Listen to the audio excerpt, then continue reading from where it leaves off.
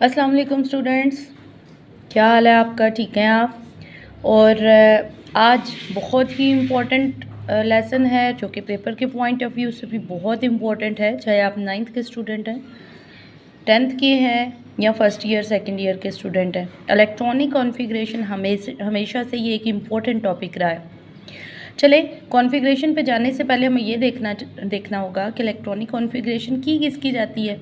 तो बच्चों, ये होती है किसी एटम की, किसी भी एलिमेंट के एटम की। जैसे मैं आपको कहूँ कि सोडियम के एटम की आप इलेक्ट्रॉनिक कॉन्फ़िगरेशन करें, या आप कैल्शियम की करें, या क्लोराइड आयन की करें, मतलब एटम की भी होती है और आयन की भी होती है।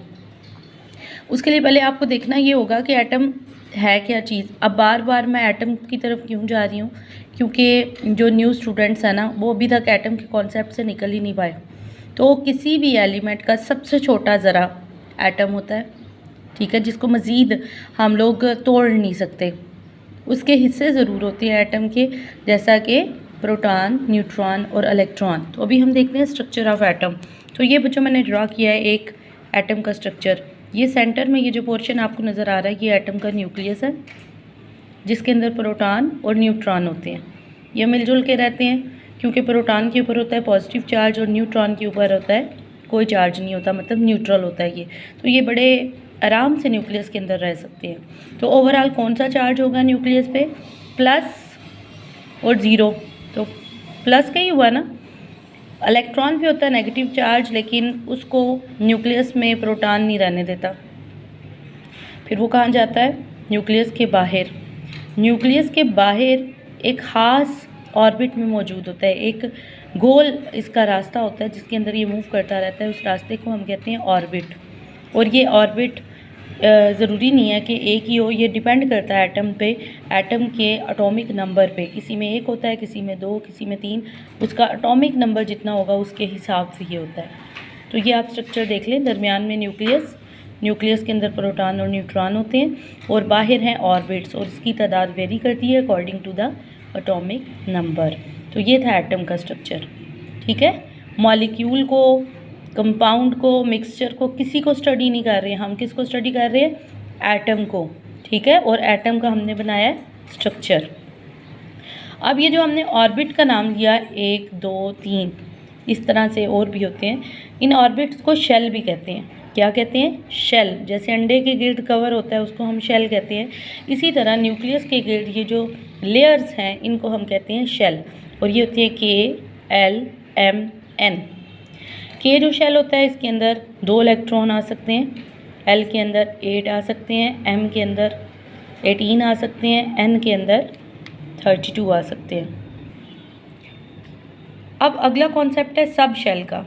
देखें, शेल्स तो आपको बच्चों नज़र आ रहे हैं ना, जैसे ये के शेल है, ये एल शेल है, ठीक है। इसी तरह से आगे भी होते हैं। तो एक इस शेल के अंदर छोटा इसका जो हिस्सा होता है ना, वो होता है सब शेल। वो आपको नज़र नहीं आता, लेकिन वो मौजूद होता है। और वो कौन कौन से हैं? S, P, D और F। शेल कौन कौन से हैं? K, L, M, N। और सब शेल कौन कौन से हैं? S, P, D और F। हर सब शेल में खास नंबर ऑफ इलेक्ट्रॉन जो है वो मौजूद होते हैं। S के अंदर 2 इलेक्ट्रॉन होते हैं। याद रखने के लिए आप इस तरह से करें कि S की शक्ल 2 से मिलती जुलती है। S के अंदर 2 इलेक्ट्रॉन आते हैं। P उल्टा 6 होता है, तो इसमें 6 इलेक्ट्रॉन आते हैं।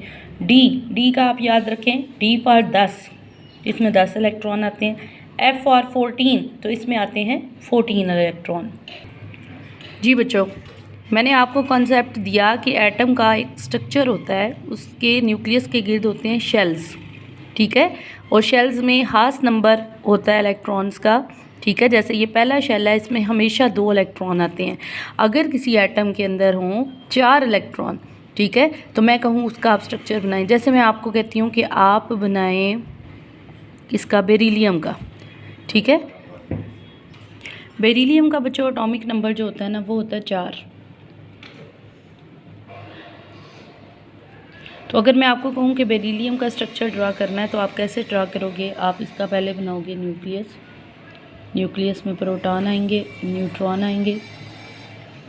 इसका फिर हम बनाएंगे पहला शेल, ठीक है। इसका एटॉमिक नंबर 4 है, तो इसका मतलब है इसमें प्रोटॉन होंगे 4, ठीक है। और फिर न्यूट्रॉन भी इसके अंदर 4 ही हैं। अब इसके इलेक्ट्रॉन की तादाद भी 4 है, तो बच्चों पहले शेल में इसके आएंगे 2। तो देखें काफ़ी सारी जगह खाली है, तो ऐसा ना करें कि हम लोग 4 हैं तो क्या 2 के लिए नया शेल बनाना है, इसी के अंदर ही हम 2 इलेक्ट्रॉन ऐड कर दें। तो ऐसा आपने नहीं करना, आपने पहले में सिर्फ 2 ही लिखने हैं और अगले इलेक्ट्रॉन आएंगे नेक्स्ट शेल में। तो पीछे 2 बच गए थे, तो वो 2 आ जाएंगे, ऐसे ऑपोजिट में हम लिखेंगे। तो ये है बेरिलियम का स्ट्रक्चर। तो जो भी एटॉमिक नंबर होगा उसके हिसाब से आप स्ट्रक्चर को ड्रा करते हैं। तो इस तरह से हम शेल बनाते हैं। तो हर शेल के अंदर सब शेल्स पाए जाते हैं। जैसे पहला शेल है के, तो के के अंदर एक सब शेल पाया जाता है, ठीक है। के अंदर एक सब शेल पाया जाता है और वो है एस। एल के अंदर 2 सब शेल पाए जाते हैं और वो है एस और पी। तो अगर आपको याद हो तो मैंने कहा था कि के अंदर आते हैं 2 इलेक्ट्रॉन और एल के अंदर आते हैं 8 इलेक्ट्रॉन।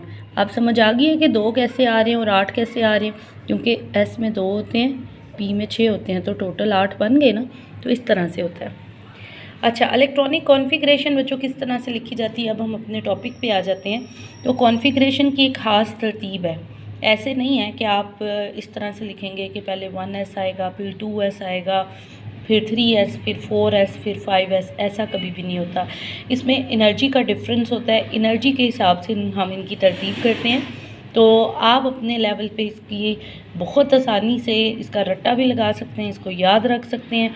वो मैं आपको तरीका बताती हूँ कि किस तरह से आप इसको याद रखेंगे। ये है बच्चों तरतीब, पहले 1s आता है, फिर 2s आता है। 1s मतलब पहले शेल का सब शेल s, दूसरे शेल का सब शेल s, फिर दूसरे शेल का सब शेल p, क्योंकि पहले में p होता ही नहीं है, फिर तीसरे शेल का s, फिर तीसरे शेल का p, फिर चौथे शेल का s, फिर तीसरे का d। अब यहाँ पे आ गया ना प्रॉब्लम, देखिए यहाँ पे तरतीब है 1, फिर 2 के आगे, फिर 3 के आगे, फिर 4 का, फिर दोबारा 3 आ रहा है, क्योंकि 3d 4s से बड़ा है, एनर्जी इसकी ज़्यादा है, तो इसलिए ये असेंडिंग ऑर्डर में है, कम से ज़्यादा एनर्जी की तरफ जा रहे हैं, तो इसने बाद में आना था। फिर देखिए 4p फिर उसके बाद आ रहा है, यानी 4, फिर 3, फिर 4, लेकिन आप उसके साथ सब शेल को देखें तो ये बिल्कुल ठीक तरतीब है। तो यही तो याद करना मुश्किल है। अब कैसे आपको याद रहेगा कि कहाँ पे 3 वाला पहले आना है और कहाँ पे 4 वाला पहले आना है। तो इसका मैं आपको आसान तरीका बताती हूँ। आप इसको करेंगे देसी तरीके से याद, जैसे मैंने आपको याद करवाया था पीरियोडिक टेबल। आप इसको ऐसे याद करेंगे, school school public school public school school school public school 2 दफ़ा। नेक्स्ट आप करेंगे divisional public school divisional public school, फिर से 2 दफ़ा डिविजनल पब्लिक स्कूल। अब आ जाएगा federal divisional public school, federal divisional public school. Understand, ये रट्टा लग गया। School school public school, divisional public school, federal divisional public school, federal divisional public school. अब 1 2 कैसे लगाएंगे, एस जो होता है ना, ये इसकी गिनती 1 से स्टार्ट होती है, क्योंकि ये पहले शेल से ही मौजूद होता है। 1, दूसरे इधर 2, 3, 4, 5, ढूंढ के गिनती आप लिखनी है, 6, 7, 8 तक जाने की ज़रूरत ही नहीं है, क्योंकि हमारे पास 7 पीरियड होते हैं, तो इस वजह से 7 तक गिनती लिखेंगे। अंडरस्टैंड, एस की हमने 1 से लेके 7 तक गिनती लिख लेनी है। अब बारी आएगी पी की, तो याद रखें पहले शेल के अंदर पी कोई नहीं होता, ये देखें। तो पी की गिनती 2 से स्टार्ट होती है, 2, 3, 4, 5, 6, 7, ठीक हो गया। उसके बाद आ जाता है डी, डी की गिनती 3 से स्टार्ट होती है, 3, 4, 5, 6, 7 भी आता है, लेकिन फ़िलहाल हम इसको यहीं पे स्टॉप कर देंगे, इतनी भी हमसे हो जाए तो वो हमारे लिए काफ़ी है। उसके बाद आ जाएंगे एफ़ पे, एफ़ 4 से स्टार्ट होता है, 1, सॉरी 4 और 5। ठीक हो गया। तो अब बच्चों ये बिल्कुल ठीक तरतीब है, आपके पास किसी की भी कॉन्फ़िगरेशन लिखनी हो तो बड़ी आसानी से आप इसको लिख सकते हैं। अब मिसाल के तौर पे आपको मैं कहती हूँ कि आप लिखें कैल्शियम की इलेक्ट्रॉनिक कॉन्फ़िगरेशन, और कैल्शियम का एटॉमिक नंबर है 20। तो आप क्या करोगे, यहाँ से 1s लिखोगे पहले, फिर आप लिखोगे 2s, फिर आप लिखोगे 2p, उसके बाद लिखोगे 3s। करना क्या है, अब आप इसमें इलेक्ट्रॉन फिल करो। s में कितने मैंने बताए थे आपको, ये 2 की तरह लिखता है, तो इसमें 2 इलेक्ट्रॉन आते हैं। s में फिर से 2, p में 6, s में फिर से 2, 2 4 6 अंदर प्लस किए तो ये हो गए 10, 10 में 2 प्लस किए तो 12, 8 हमारे पास अभी रहते हैं, 3p, इसमें कितने आ गए 6, कितने हो गए 12 और 6 18, पीछे रह गए हमारे पास 2, 4s, और s में लकीली आते ही 2 हैं, तो ये कंप्लीट हो गई कॉन्फ़िगरेशन। देखिए हमने बिल्कुल तरतीब से इसी तरह से लिख ली, चाहे 3 पहले आ रहा है, 4 पहले आ रहा है, जहाँ पे हमारे इलेक्ट्रॉन पूरे हो जाएंगे वहाँ तक हम इसको लिख लेंगे। तो ये थी कैल्शियम की इलेक्ट्रॉनिक कॉन्फ़िगरेशन। ठीक हो गया। अब अगर कोई और एलिमेंट है, सपोज आपके पास है मरकरी Hg की कॉन्फ़िगरेशन, इसका एटॉमिक नंबर होता है 80। चलें जी, इसको तो हम बहुत लंबी गिनती में लेके जाएंगे, हम इसकी गिनती लिखते हैं 1s 2s 2p 3s 3p 4s 3d भी लिख लो, 4p भी लिख लो, उसके बाद 5s भी लिख लो, 4d भी लिख लो। अब इसकी गिनती स्टार्ट करते हैं, 2 4 6, इसमें आगे 10 हो गए, 12 हो गए, 18 हो गए, 20 हो गए, जैसा कि ऊपर यहाँ तक 20 बनते हैं, 10 अंदर और ऐड किए 30 हो गए, 6 और ऐड किए 36, 2 ऐड किए 38, 38 में 10 ऐड किए 48, 48 हो गए। अब आगे आ जाओ, 5p 6 आ गए, इसमें 48 थे, 48 में 6 प्लस किए तो 54, 54 में 2 प्लस किए 56, 56 हो गए। आगे आ गया 4f, इसमें आ गए 14, 56 में 4 प्लस किए तो हो गए 60, 60 में 10 प्लस किए तो हो गए हमारे पास 70। आगे आ रहा है 5d, डी में आते हैं 10, तो हमें भी तो 10 ही चाहिए 80 के लिए, तो ये पूरा हो गया। अगर बिलफर्ज हमारा एक इलेक्ट्रॉन बच रहा होता तो हम आगे 6p लिख के एक इलेक्ट्रॉन उसमें ऐड करते, डी में 11 नहीं कर सकते थे क्योंकि इसमें आते ही 10 है। ठीक है बच्चों, तो ये है हमारा इलेक्ट्रॉनिक कॉन्फ़िगरेशन का तरीका। दोबारा से इसको रिवाइज़ करते हैं कि कोई भी एटम जो होता है उसका स्ट्रक्चर इस तरह से हम बनाते हैं। ठीक है, उसके अंदर दरमियान में न्यूक्लियस होता है जिसके अंदर प्रोटॉन और न्यूट्रॉन है, कभी भी इलेक्ट्रॉन न्यूक्लियस में नहीं जा सकता, और ओवरऑल न्यूक्लियस का जो चार्ज होता है वो पॉजिटिव होता है। इलेक्ट्रॉन पे नेगेटिव चार्ज है और वो हमेशा न्यूक्लियस के गिर्द एक सर्कुलर पाथ में रोटेट करता रहता है। वो हम बोहर का जब मॉडल पढ़ेंगे तो उसमें डिटेल से देखेंगे। तो इलेक्ट्रॉन्स ख़ास किस्म के ऑर्बिट में या शेल में मूव करते हैं। वो शेल्स कौन कौन से हो सकते हैं, उनके नाम हैं, वैसे तो हम कहते हैं ना पहला दूसरा तीसरा, लेकिन उनके नाम है K L M और N। हर शेल के अंदर सब शेल्स होते हैं जो कि नज़र नहीं आते। जैसे K शेल है तो उसके अंदर एक सब शेल है S। L जो है वो उसके अंदर 2 सब शेल आते हैं, S भी है और P भी है। M के अंदर फिर 3 आ जाते हैं, S B P और D। N के अंदर 4 आ जाते हैं, S P D और F। तो बच्चों ये देखना है कि इलेक्ट्रॉन शेल के अंदर मौजूद होते हैं ना, लेकिन असल में वो शेल के अंदर मौजूद सब शेल पे होते हैं, लेकिन फिर वही बात कि सब शेल नज़र नहीं आते।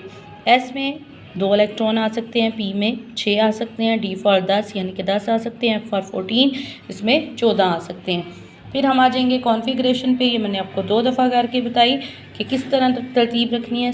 S ये S है, school school public school public school, divisional public school divisional public school, federal divisional public school, federal divisional public school, ये एक तरतीब थी एस, पी, डी और एफ़ की।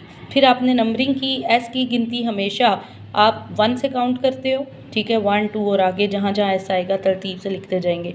पी की काउंटिंग 2 से स्टार्ट होती है, जैसे मैंने आपको पहले ही बताया था कि जो एल हमारे पास शेल होता है या दूसरा शेल वो पी से स्टार्ट, उसके अंदर एस के साथ साथ पी भी मौजूद होता है। और डी जो होता है वो 3 से स्टार्ट होता है और एफ़ जो होता है वो 4 से स्टार्ट हो जाता है। फिर मैंने आपको कैल्शियम और मरकरी इन दोनों की कॉन्फ़िगरेशन करके दिखाई है, ठीक है, ये आपके पास तरतीब मौजूद है। इसी तरतीब को फॉलो करना है, चाहे आपको 100 तक करनी पड़े, आप बहुत आसानी से यहाँ से कर सकते हैं। अगर आपको समझ आई है, आपने वीडियो को लाइक करना है, शेयर भी करना है ताकि बाकी लोगों को भी इसका फ़ायदा पहुँचे, और चैनल को सब्सक्राइब लाजमी करना है। Thank you.